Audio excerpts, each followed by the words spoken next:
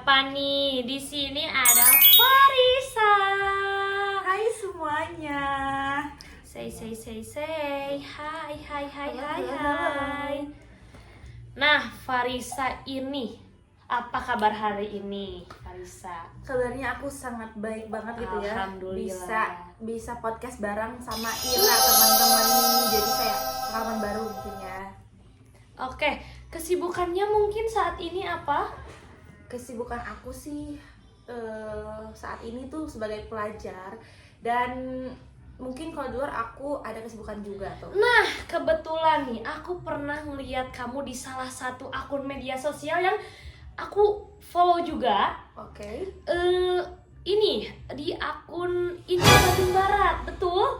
Betul. Aku pernah lihat kamu di baru. Itu lagi apa sih? Kamu lagi video apa gitu maksudnya? Oke, FYI aku tuh sering banget ya ke Kota Baru. Kamu sering banget lihat aku di Kota Baru karena aku itu kebetulan kalau ada job itu di Kota Baru, teman-teman. Dan Gitu. sebagai mojang juga kan ya, mungkin sebagai mojang juga kita harus rekomendasiin posisi kita atau wilayah kita sendiri, yaitu di Bandung Barat, teman-teman. Oke, domisili ya. Betul. Oke. Nah, seperti yang kamu bilang tadi, kamu selain mojang jajaka, kamu juga pasti masih pelajar kan sekarang. Betul. Nah, kamu gak bisa kan cuman sibuk di luar saja. Kalau kamu udah sibuk di luar, pasti kamu di dalam juga sudah sibuk. Nah, kesibukan kamu apa sih selama jadi pelajar ini? Kesibukan aku sih kalau sebagai pelajar ya mungkin kita banyak tugas mandiri ya ke teman-teman. Oh iya, ya. betul. Banget. Itu kan relate ya, kalian juga pasti merasakan banyaknya tugas gitu. Lalu dilanjut ada juga tugas kelompok lah, entah itu project atau untuk kesibukan kenaikan kelas juga nih kita. Iya, betul kan? Selain sibuk kita juga pasti pusing, apalagi kerja kelompok dengan kelompok yang mungkin susah gitu. Betul dengan banget. susah dari hal Relate, apapun, ya, guys. mungkin dari orangnya, pekerjaannya, Betul, betul kesibukannya kan beda-beda iya. ya, dan pribadinya juga pasti. Nah, iya, pribadi itu satu hal yang sangat amat sulit untuk dikontrol ya. Betul sekali. Nah, itu. Oke, dari banyaknya project mungkin ya, betul, akhir-akhir begini banyak banget project yang harus diselesaikan. Contohnya yang kemarin terakhir, kita punya project seni budaya, betul gak sih? Drama. Iya, itu salah satu project yang paling besar ya. Besar dan juga betul-betul membuat kita capek. Betul banget, amat sangat menguras energi dan Ya. hari-hari kita pun menguras ya. Betul sekali. Setiap harinya kita pasti ada jam-jam yang mungkin kita habiskan untuk seni tersebut. Iya. Gitu.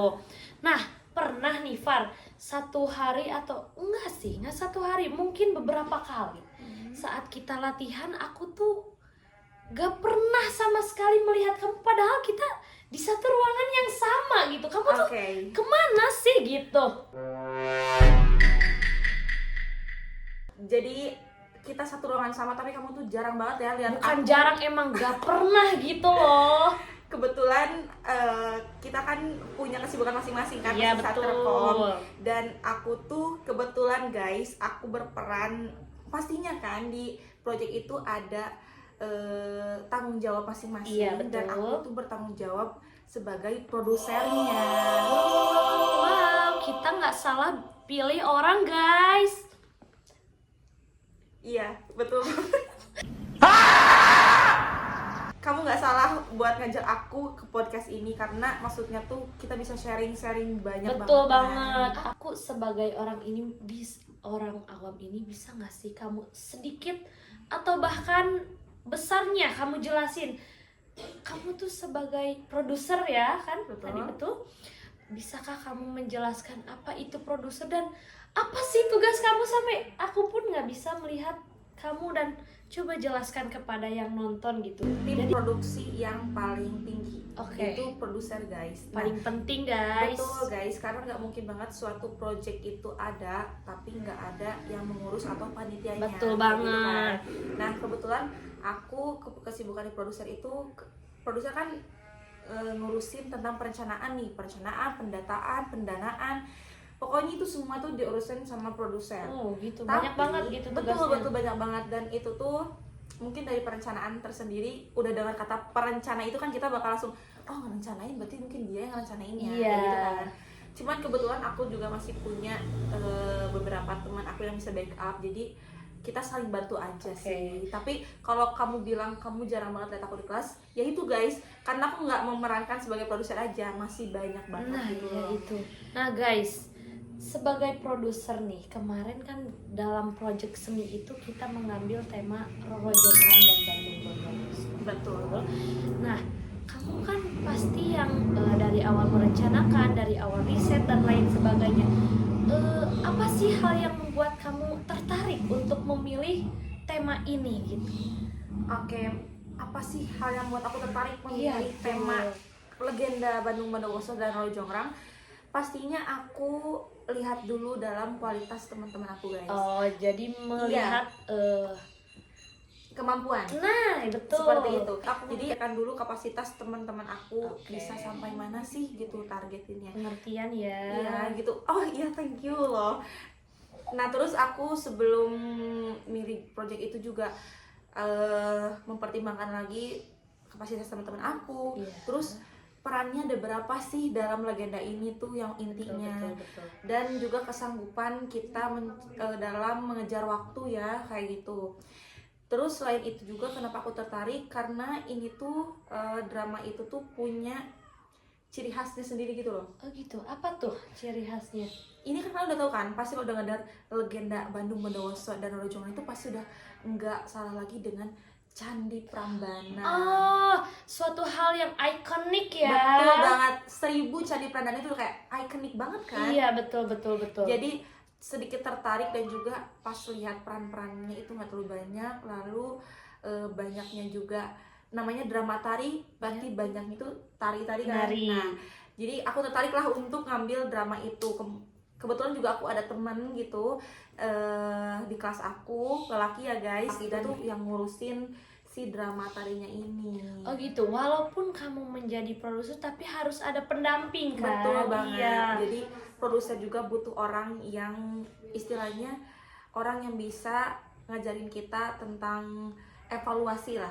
Ketika kan aku orangnya tuh ketika aku udah nemu hal yang baru atau aku udah mempelajari hal baru, aku tuh butuh orang yang menilai apa sih menurut kamu, pandangan kamu terhadap ini. Jadi si komentarnya itu tuh aku jadiin sebagai evaluasi Dan pembelajaran betul juga. banget. Seperti Yang itu. namanya manusia ya guys, harus bisa bersosialisasi. Betul. Dan manusia juga adalah makhluk sosial yang Iya. pastinya membutuhkan orang lain. Orang lain butuh kita, kita pun butuh orang lain. Correct. Nah, pastikan teman-teman kepo banget nih. Gimana sih cerita legenda Roro Jonggrang itu?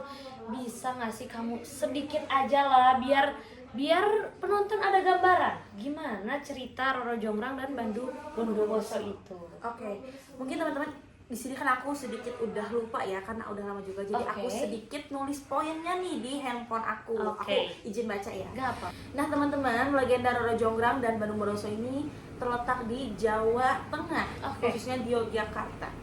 Cerita ini berlatar pada masa kerajaan kuno di Pulau Jawa dengan berkaitan asal-usul berdirinya Candi Prambanan ini. Yang disebut ikonik tadi kan. Betul. Yang kemudian itu dipercaya menjadi arka di Candi Prambanan. Jadi kayak udah benar-benar ciri khas gitu. Oh benar. Kayak gitu guys. Itu tuh latar belakangnya. Nah guys, ternyata Jawa Tengah khususnya Yogyakarta mempunyai salah satu cerita unik legenda Roro Jonggrang dan Bandung Bondowoso. Setelah yang kita tadi dengar latar belakangnya, tidak mungkin banget kan gak ada sinopsisnya. Boleh gak sih Kakak Farisa ceritain sinopsisnya deh dari cerita ini tuh gimana gitu? Oke, mungkin aku juga sedikit lagi lihat catatan aku. Gak apa-apa ya Oke, guys. guys, aman saja ya. Jadi sinopsis dari legenda Roro Jonggrang ini tuh, legenda Roro Jonggrang adalah cerita rakyat dari Jawa Tengah kan, yang berkisah tentang cinta, dendam, dan juga kutukan. Nyaris banget nggak tuh ada kutukannya? Aduh iya banget lagi, udah cinta kutukan. Definisi cinta ditolak dukun bertindak. Betul banget, Betul. kayaknya seperti itu. Oke. Lalu cerita itu bermula dari perperangan antara kerajaan Pengging dan kerajaan Baka. Nah, Bandung Bondowoso ini berhasil guys membunuh ayahnya Roro Jonggrang, yaitu Pangeran Pengging atau Prabu Baka. Setelah ia membunuh si bapaknya Bandung.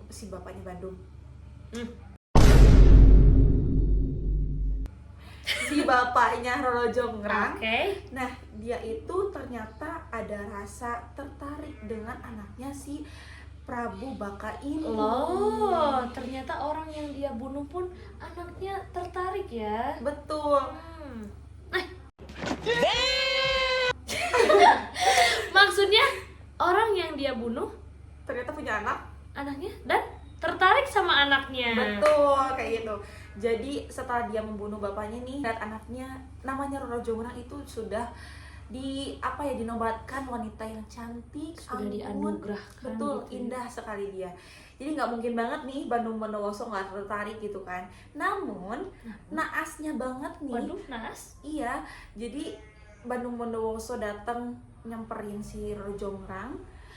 Tapi sayangnya banget Roro Jonggrang tuh kan namanya dendam, ya gimana guys? Iya, siapa sih yang mau sama orang yang udah bunuh ayah kita sendiri? Terus pas dia datang, dia tuh pengen banget guys ngelamar si Roro Jonggrang ini.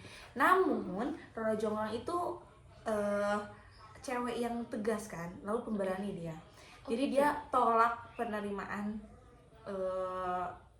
cinta atau lamaran si Bandung Bondowoso itu. Betul. Namun nggak sampai di situ aja nih, ternyata Bandung Bondowoso itu malah jadi dendam. Loh, Dan dia tuh malah kayak, kamu tuh mau apa sih sampai gak mau sama aku? Aku ini udah apa ya, istilahnya tuh udah jadi cowok yang tangguh lah atau gimana gitu. Dia kayak mungkin emang sih dia kelihatan dari fisiknya itu dia cowok yang nature banget gitu kan. jadi dia tidak hanya membanggakan dirinya tapi ada bukti ya. Betul gitu guys. Nah lalu habis dari situ tuh dia kan ngelamar si Roro Jonggrang ini. Namun Roro Jonggrang tolak dan minta apa yang ia mau Roro Jonggrang gitu. Lalu Jonggrang jawab, tolong buatkan aku bla bla bla bla bla.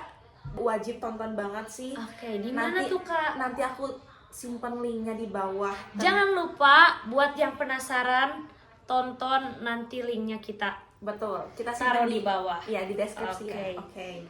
Jadi mungkin sinopsisnya kamu udah paham kan? Paham banget, apalagi yang kamu ceritakan itu cukup detail ya. Oke. Iya. Nah, dengan proyek yang sebesar itu dan mungkin ini sedikit sakral ya. Betul. Karena nyangkut legenda dan cerita rakyat zaman dahulu. Betul. Ada nggak sih tim yang menghandle atau tim yang mengatur drama itu sehingga drama itu aku lihat nih drama itu berjalan sangat lancar. Ada struktur tim produksi namanya. Oke, di drama tari ini. Betul. Itu tuh sudah memang materinya dari situ ada yang namanya struktur tim produksi, dan itu tuh banyak banget jadi tugas atau tupoksinya masing-masing guys, kayak gitu. Aku sebutin ya satu-satu. Di kelas aku itu ada penanggung jawab, namanya itu Raka. Oke. Nah inilah yang aku sebut tadi, ada lelaki yang membantu aku di kelas untuk membuat rangkaian cerita, dan kebetulan dia yang menghidupkan ke aku kayak, Farisa bagaimana kalau kita nggak ambil cerita ini aja. Tapi aku juga ngasih saran guys, kayak oke aku tanggapi, terus kayak konsekuensinya apa, persiapannya harus gimana, itu kita persiapkan dengan well done. Jadi kalian benar-benar bekerja sama. Betul, gitu ya. jadi kayak se-chemistry mungkin ya. Oke. PJ-nya ada Raka, lalu produsernya itu ada saya, Farisa, lalu ada juga sutradara nih. Nah, sutradara di sini itu tuh tugasnya yang mengatur keseluruhan saat latihan. Jadi kayak dia yang ngajak-ngajak latihan, iya mengawasi bisa. Lalu kayak pokoknya berjalannya si rangkaian latihan itu ada di sutradara guys. Jadi sutradara yang kayak ngatur-ngaturnya. Jadi bedanya tuh dengan produser tuh aku yang ngerencanain, aku nurunin ke sutradara tuh ngejalanin di lapangannya. Ngerti kan? Ada perbedaannya kan? Ngerti. Oke, lanjut itu ada Astrada. Nah, Astrada di sini adalah Alika. Astrada itu adalah asisten sutradara namanya. Yang mendampingi sutradara. Betul. Jadi ketika sutradara nggak mungkin banget nih ngurusin orang banyak-banyak, Iya. nggak ada pendampingnya. Mungkin dia Contohnya juga aku sendiri. betul. Mungkin capek ya guys, jadi kayak butuh gitu kan, butuh pendamping atau yang bisa nge-backup, nge-handle seperti itu. Di saat sutradara tidak ada, bisa saja digantikan dengan Astrada kan? Betul banget. Iya, oke. Nah, selanjutnya sekarang ada koreografer. Mungkin kamu nggak salah lagi siapa itu koreografernya. Oh, siapa tuh? Karena selama latihannya itu tadi, aku tuh nggak terlalu banyak ketemu orang karena aku pun sibuk sama diri aku sendiri. Oke, mungkin di sini koreografernya itu aku lagi guys. Oke, Farisa lagi guys. Jadi sejauh ini yang kita tahu, job Farisa sendiri sudah ada 2. Koreografer yaitu aku sendiri teman-teman. Jadi aku yang buat apa ya, gerakan tariannya nih. Iya. Jadi kalau kalian tonton nanti, pokoknya kalian tonton aja ya. Dan itu tuh yang Jangan. bikin gerakannya itu aku sendiri. Dan kebetulan ada beberapa gerakan yang memang kita ambil dari YouTube juga. Oh Tapi iya, betul. kita udah izin ya guys. Kita izinnya di kolom komentar biasanya kayak, Kak izin ya untuk pakai tariannya di project kelas kayak gitu. Ya, Jadi kita karena- nggak mungkin banget ngelupain. Betul. Gak boleh Nggak boleh sembarangan. ngambil hak Cipta. Iya. Betul banget. That's poinnya gitu. Abis itu lanjut kita ada komposer. Komposer di sini tuh yang ngurusin atau yang ngepasin dengan lagu-lagunya. Kayak dia yang milih lagu, dia yang ngepasin dengan si drama tersebut. Oke, sama durasinya juga mungkin. Mungkin iya itu Oh, juga. oke. Bukan mungkin lagi, memang itu. memang Memang. itu.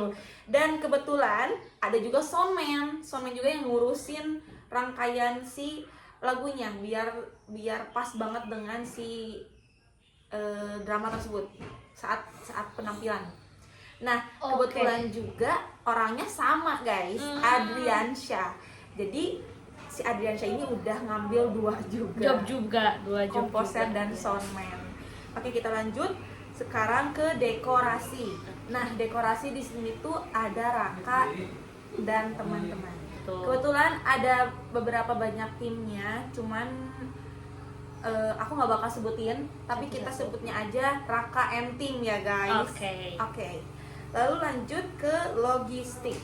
Nah, logistik di sini adalah Arvin dan juga Avan. Oke, tugasnya apa tuh logistik? Kalau logistik itu lebih ke persiapan properti nih. Oke. Properti apa yang dibutuhkan, lalu kayak persiapan untuk dekorasi juga nih. Properti yang nyiapin. Oh, jadi logistik juga harus bekerja sama atau berdiskusi dengan produser dan lainnya. Benda apa saja atau barang apa saja yang harus diadakan pada saat penampilan Betul ataupun banget. saat latihan, betul kan? Betul banget. Kayak kita ambil contoh simpelnya itu speaker. Iya betul. Betul, kan? Speaker amat sangat penting Iya, buat jadi sound. nah itu tuh yang mengawasi atau yang memastikan itu ada tuh logistik. Oke. Kita lanjut ya ke Boleh. tata rias dan busana.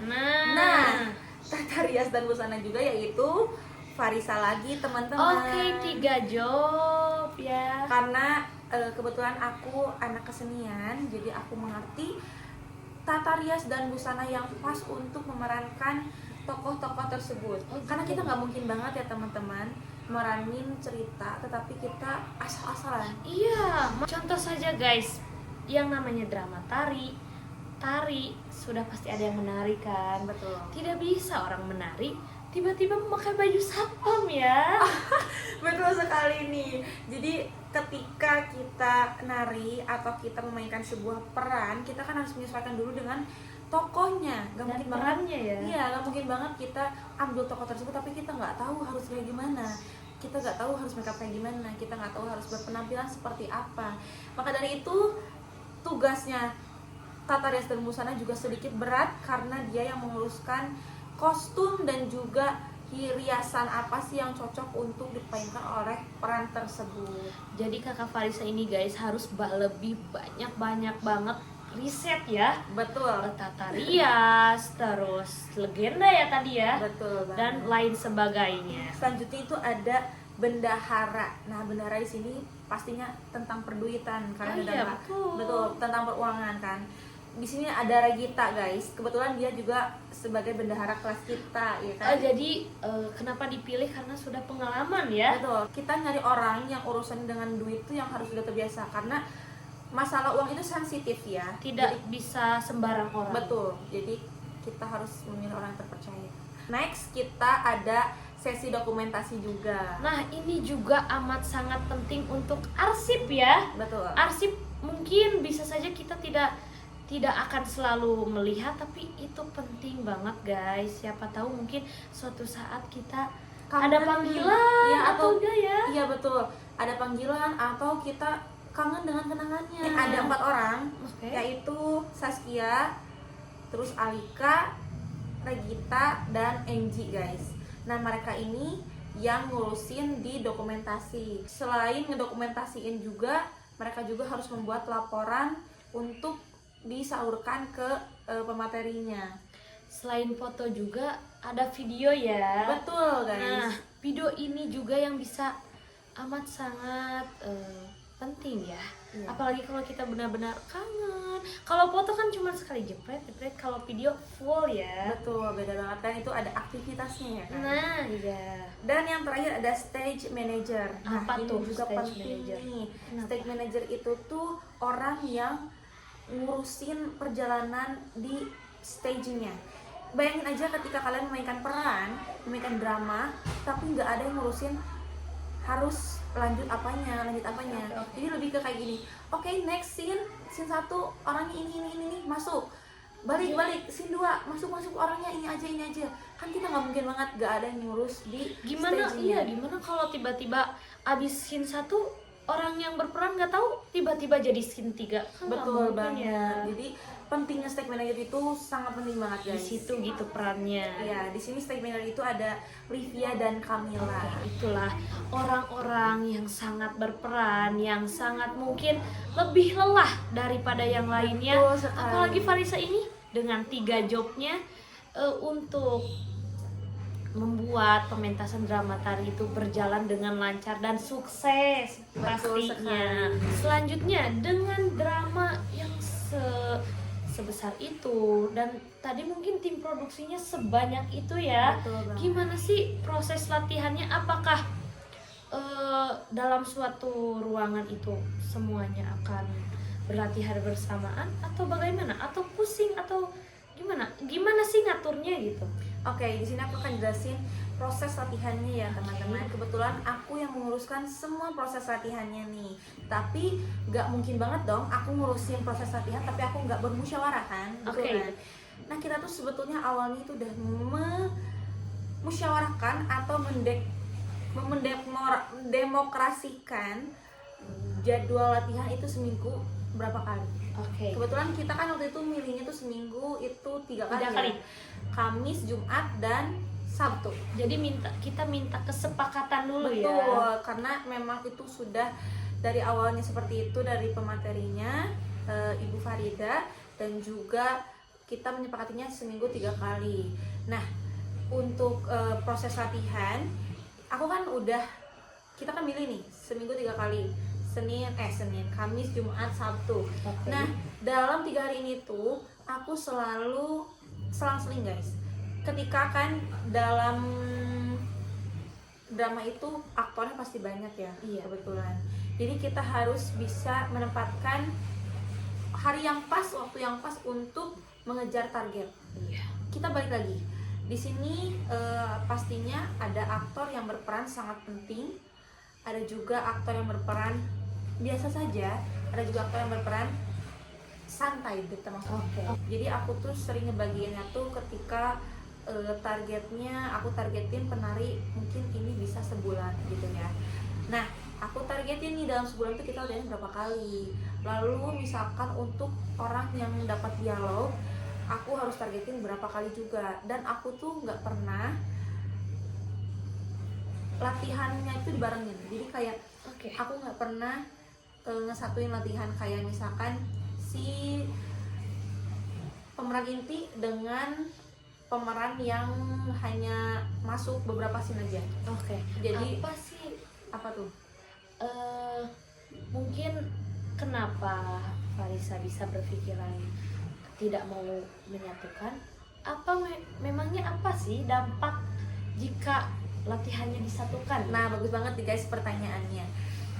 Mungkin kenapa nggak aku satuin, Iya. karena dampaknya itu sangat beresiko menurut aku sendiri. Kita kan udah banyak banget ya ngejalanin project kan, pasti Iya. terasa kan. Dan kebetulan project dari dulu-dulu pun aku yang ngurus kan, Ra. Kamu Iya, kan pasti betul tahu banget. aku yang ngurus. Jadi aku udah terbiasa dengan kegiatan itu guys. Jadi sudah ada pengalaman. Iya gitu. betul, terulang. Aku jadi banyak banget pelajaran yang bisa aku ambil. Dan dampaknya mungkin ketika disatukan itu tuh bakal nggak efektif dan nggak efisien gitu. Oke. Maksudnya tuh ketika aku susah banget ngebagiin waktu, aku harus ke penari nih, aku lari ke sana, lalu aku harus ke dialog nih, aku lari ke sana, aku harus ke properti, aku lari ke sana. Jadi takutnya itu tubuhku juga ikut capek banget. Nah, kan. iya itu. Iya. Jadi aku bagiin tuh ketika yang targetnya cepat, yang targetnya butuh waktu lama, kita push terus ya, kita push terus gitu. Kalau misalkan dibilang dampaknya ya itu kita nggak bakal beres dengan cepat, malahan kita capek dengan keadaan itu. Iya, udah capek tidak ada hasil ya. Betul banget. Nah, jadi Farisa ini sebelum adanya latihan pasti sudah Target. mengkirakan waktunya nih berapa lama kita bakal latihan ya kan? Betul banget. Nah guys, dari tadi kan kita hanya sibuk membicarakan legendanya saja, betul? Betul. Sedangkan kita di sini proyeknya drama tari yang ada tarinya ya kan, Betul. dan pasti ada terselip tari-tarinya. Aku pengen tahu nih alur dari awal sampai akhir yang legendanya ini dimasukkan beberapa tari itu gimana sih? Oke, mungkin aku bakal jelasin dulu dari si alur ya. Kita ambil per poin aja ya. Sebentar, Apa? sebelum alur kita juga tidak lupa dengan tokoh-tokohnya dong yang berperan Betul di sana. banget. Berarti aku harus jelasin apa dulu nih? Tokoh atau alurnya dulu? Tokohnya dulu deh. Oke, tokohnya dulu. Di sini kita ada beberapa tokoh ya. Nah, tokohnya itu dimulai dari pemeran utama. Iya. Kita ada Roro Jonggrang. Oke. Roro Jonggrang diperankan oleh Farisa. Oke, ini guys orangnya Roro Jonggrang ternyata. Kita Jadi- yang selama ini ngobrol ternyata dia sendiri yang dijadikan candi guys. Betul banget. Dia menceritakan kisahnya sendiri. Betul sekali. Ada Bandung Bondowoso yang diperankan oleh Arvin. Oke. Lalu juga ada Panglima Bondowoso yang diperankan oleh Gerald. Lalu ada juga Pati Surya yang diperankan oleh Gilang. Siapa tuh Pati Surya? Pati Surya tuh jadi lebih ke gini, panglimanya si Roro Jonggrang. Bukan panglima sih, lebih ke orang atau mungkin ya keluarganya yang dekat dengan si Roro Jonggrang ini. Oh, jadi si Roro Jonggrang hanya punya Pati Surya? Betul, karena Oke. kan ayahandanya sudah Tiada. betul banget. Nah, selanjutnya ada Sumanto nih. Oke, Sumanto. Siapa tuh? Dengar-dengar itu nama seperti nama rakyat ya. Betul sekali. Betul Sumanto ini ternyata. nama rakyat dan dia tuh tinggalnya di si Roro Jonggrang ini guys. Oke, tinggal bersama Roro Jonggrang. Betul. Jadi lebih ke orang yang mungkin ya bisa dibilang yang happy gitu guys, mood boosternya. Oke. Nah, lanjut ada juga Prabu Baka, yaitu bapaknya si Roro Jonggrang Oke, ini. yang meninggal itu ya. Betul banget. Kemudian kan mereka tuh sama-sama memiliki kerajaan. Si Bandung sama si Prabu ini masih punya kerajaan. Nah, si Bandung ini pengen banget tuh ngambil Alih. gitu, Oh, seperti oke. itu. Lalu lanjut ada prajuritnya Bandung Bondowoso dan prajuritnya Prabu Bakanya sendiri. Oke. Jadi Lalu masing-masing punya prajurit gitu. betul banget. Namanya kerajaan ya guys, tidak asing lah dengan prajurit Betul itu. sekali. Lalu selain prajurit ada juga jin guys. Jin? Ya, Kenapa ada jin tuh? mungkin karena Ya udah nanti deh kita jelasinnya. Aduh, nanti deh. Nanti deh, gitu kalian tonton aja deh Oke. ceritanya. Oleh 4 orang, yaitu ada Ichan, Satrio, Dika, dan juga Ramdan. Kebetulan aku nggak bisa nyebutin yang prajurit karena itu banyak ya guys. Tapi nanti kalian bisa tonton aja videonya. Lalu lanjut ada masyarakat. Masyarakat. Betul, masyarakat juga itu yang membantu juga berjalannya cerita Roro Jonggrang ini, karena mereka juga berperan penting. Jelasin sedikit alur singkatnya nih. Nah, yang pertama ada perang antar kerajaan. Perang antar kerajaan Pening dan juga perang antar kerajaan Baka yang dipimpin oleh Bandung Bondowoso dan juga Prabu Baka. Ini perangnya habis-habisan sampai ada korban. Oh, jadi Bandung Bondowoso saat itu sudah menjadi pimpinan. Betul. Oke. Dan dia juga udah membunuh ayahnya Roro Jonggrang. Lalu yang kedua yaitu pertemuan dan lamaran. Nah, di sini juga sedikit memanas ya, karena di sini Bandung Bondowoso manggil si Sumanto buat panggilin Roro Jonggrang. Dia nanya nih, mana Roro Jonggrang, di mana Roro Jonggrang?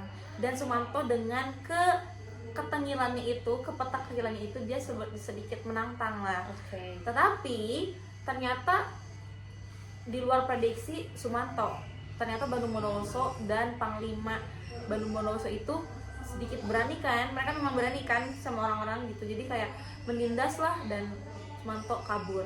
Di situ Sumanto kabur sambil manggil Roro Jonggrang pun datang di situ.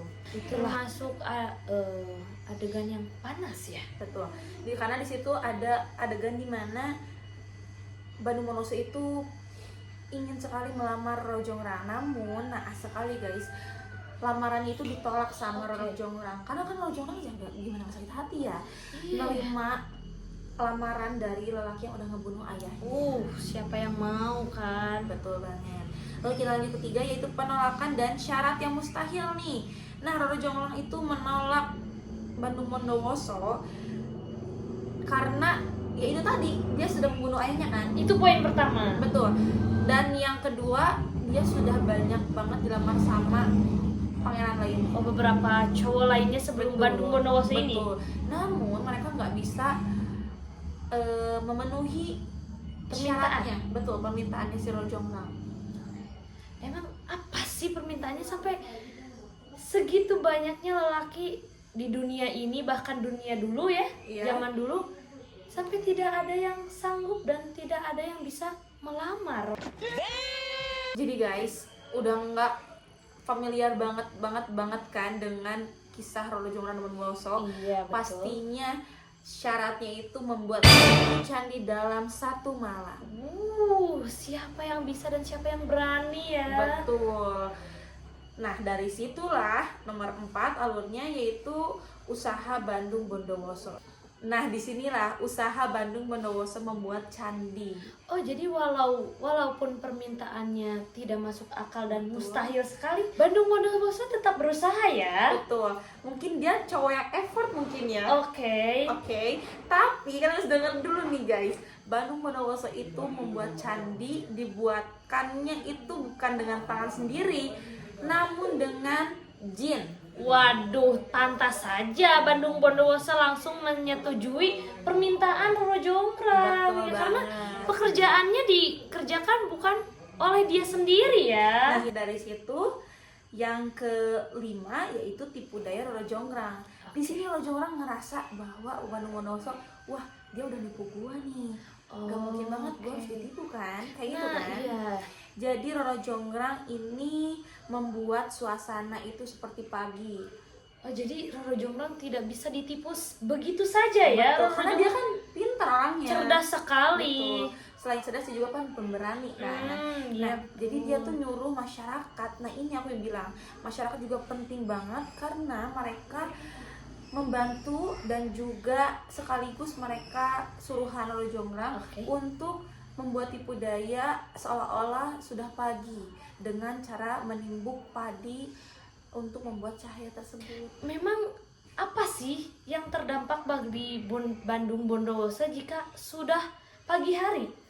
Nah, kan Roro Jonggrang tuh tahu nih dari si dayangnya ini bahwa ada bisik-bisik nih guys, si Bandung Bondowoso itu udah bikin 999 candi. Sudah mau selesai. Betul, tinggal satu candi lagi yang belum terpenuhi. Selesaikan. Betul, terselesaikan. Nah, karena Roro Jonggrang tahu si Bandung Bondowoso sudah bikin 999 candi. Nah, siapa yang mau nikah sama cowok yang udah ngebunuh ayahnya kan? Poin itu. Betul. Ingat guys. Ingat aja poin itu gitu. Betul. Guys. Jadi dia nyuruh masyarakat. Nah, ini aku bilang masyarakat berguna banget di cerita Roro Jonggrang karena mereka membantu Roro Jonggrang ini untuk membuat keadaan seolah-olah sudah pagi. Oke. Dengan cara menimbuk padi, membuat api gitu loh. Oh gitu. Jadi cahaya matahari itu api ya? Iya, munculnya tuh dari mentimbukan padi itu dan api itu. Jadi seolah-olah keadaan sudah pagi dan si Bandung Bondowoso belum sempat menyelesaikan satu candi lagi Waduh, kebetulan. sayang sekali. Tapi Betul.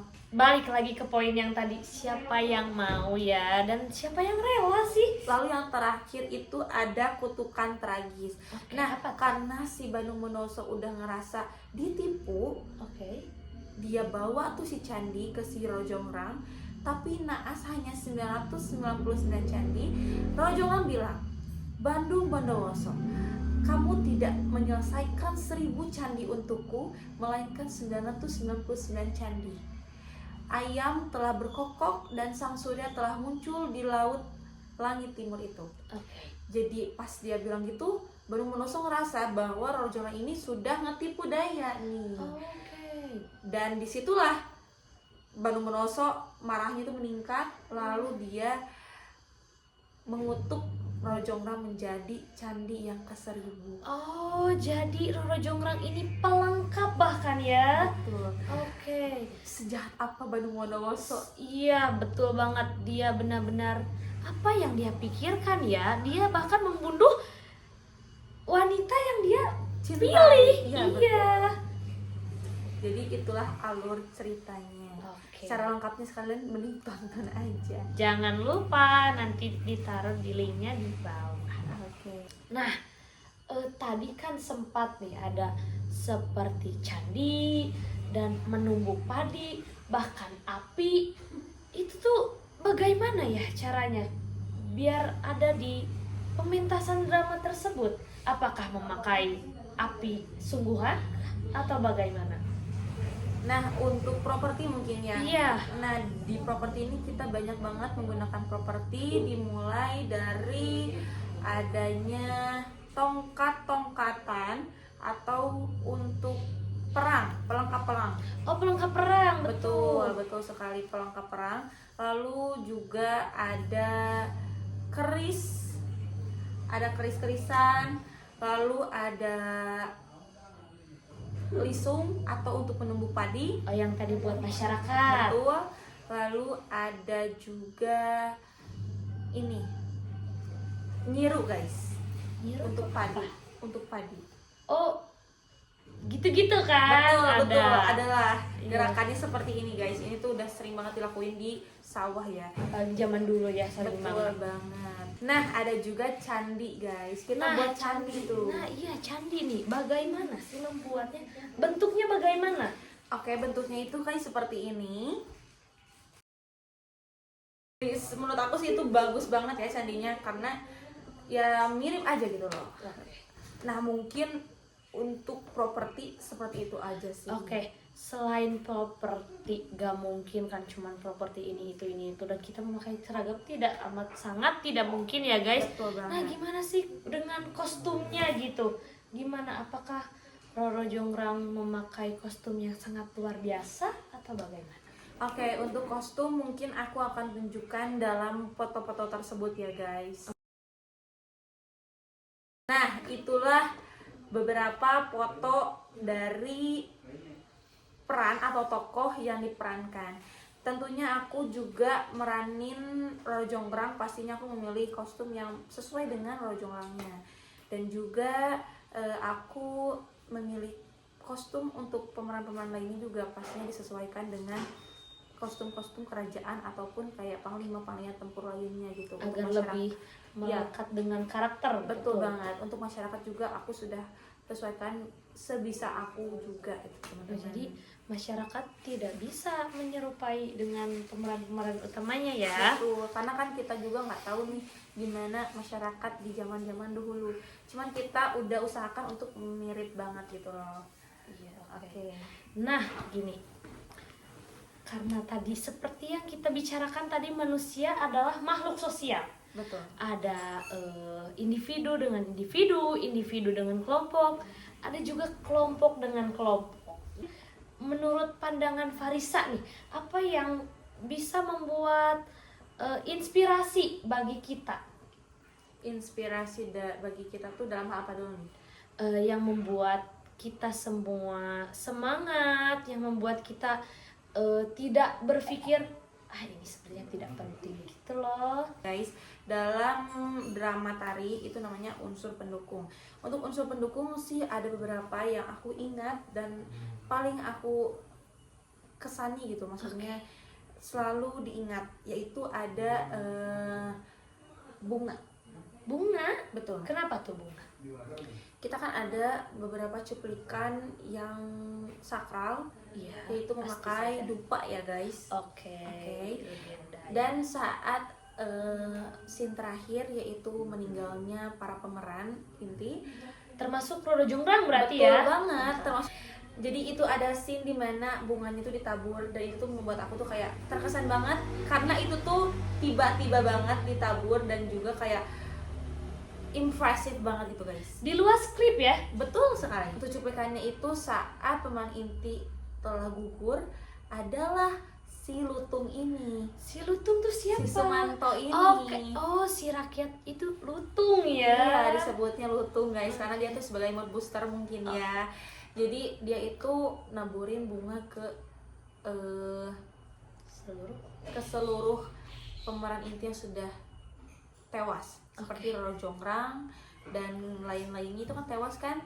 Dia taburin bunga itu di luar skrip dan itu bikin aku kayak merasa banget feel-nya itu kerasa gitu loh. Oh, jadi itu bisa saja menjadi hal yang membuat orang lain teringat ya dengan drama tersebut. Betul itu banget. Bisa dijadikan ciri khasnya. Betul. Selain bunga juga ada darah guys. Oh, darah. Betul. Darah Kita tuh gimana pakai maksudnya? darah-darah. Kita bikin dari Oh, bikin? gincu ya. Gincu. Jadi pas ada scene dibunuh ataupun Iya. ataupun bertengkar gitu ya, atau Yang tadi gitu. betul.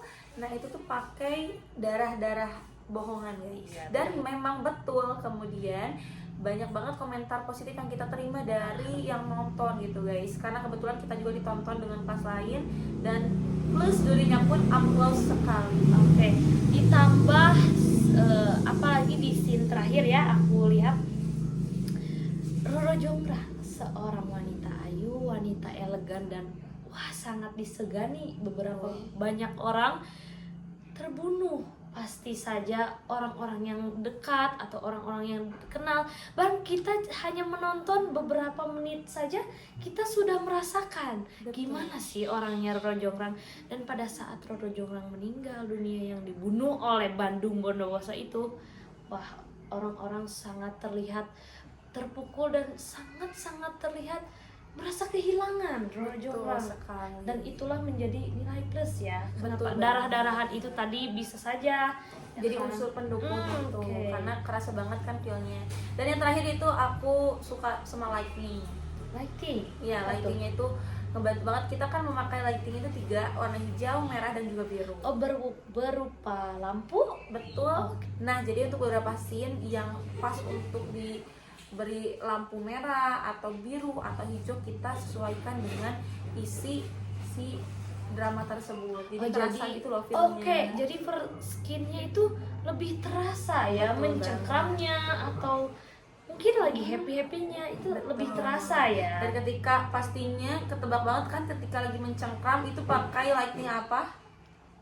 Biru. Nah, kita kebetulan pakai warna merah nih, bukan merah. biru. Salah dong aku ya. Karena merah itu udah melekat banget nih dengan warna darah atau warna suasana yang mencengkram banget gitu. Amarah juga betul. Betul. Intinya ya alhamdulillah Intinya sukses. kacamata. Intinya kacamata, mama udahlah. Intinya kacamata. Mungkin itu dia. Tadi kita sudah cerita-cerita dengan Farisa dari kesibukan, dari mungkin peran dia di dalam proyek sebesar ini, dan nah kita dapat ilmu baru nih guys dari cerita legenda yang mungkin memang saja Candi Prambanan ini ikonik Jawa Tengah khususnya Yogyakarta, tapi tidak menutup kemungkinan ada saja orang yang belum tahu mungkin ya. Nah guys, dari cerita panjang lebar dan drama sepanjang itu, ada hal gak sih yang bisa disimpulkan dari ya cerita-cerita tadi atau bahkan dramanya sendiri? Dan juga untuk kesimpulan dari cerita kelas aku banyak banget yang diambilnya, karena aku sangat bersyukur sekali bisa punya kelas yang seperti itu.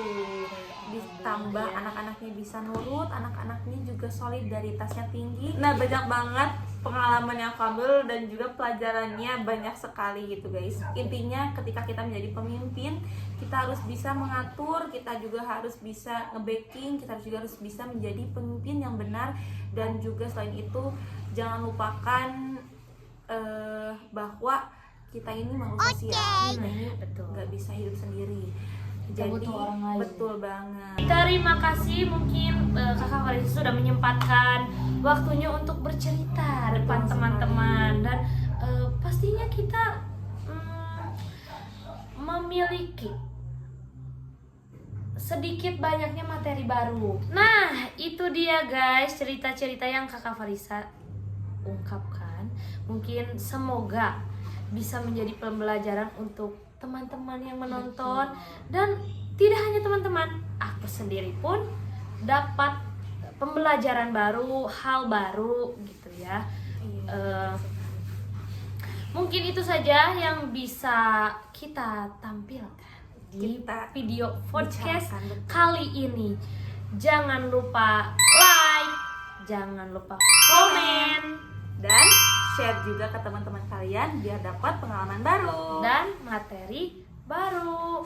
Oke guys, see you next time. See you di CCB, cerita-cerita